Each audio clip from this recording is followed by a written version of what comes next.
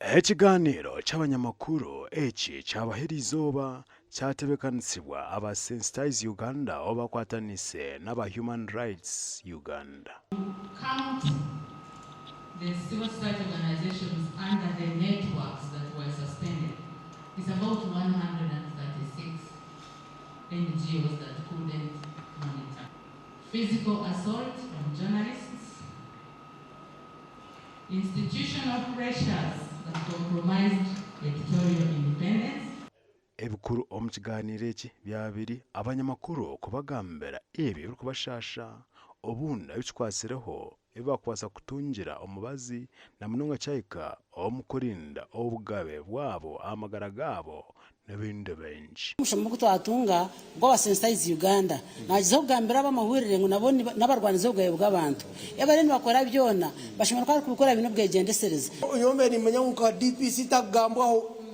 menima nkara DC yagamba taruho garakam nakimanya abantu mwe mumanye ngo hariho okubatirwa bugabe hagire cyabaho noza omu human rights na nawunoza na polisi yamba government nayo koreki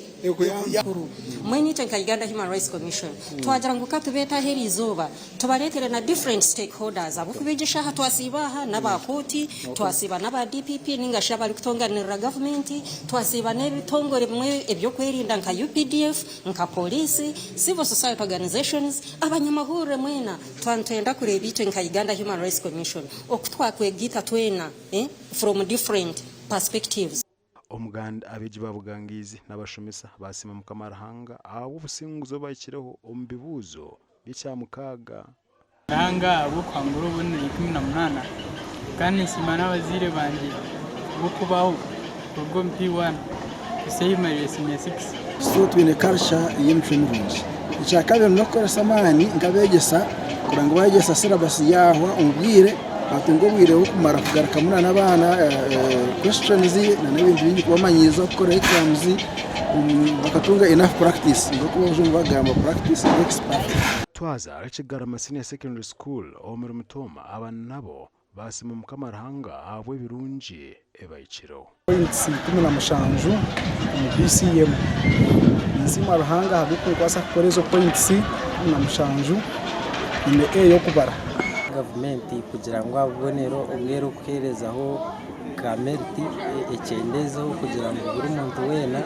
wagezagezaho nankwa kisapoints 10 afuneka national merit ninga district quota kugira ngo nito abantu abenyuma tubase kushoma. Abona ababugangi Senior Secondary School na Kigarama bakoze reje na mnungo mashomo ga science aba TV West ndisenyomo Gideon na Ben Mohoz.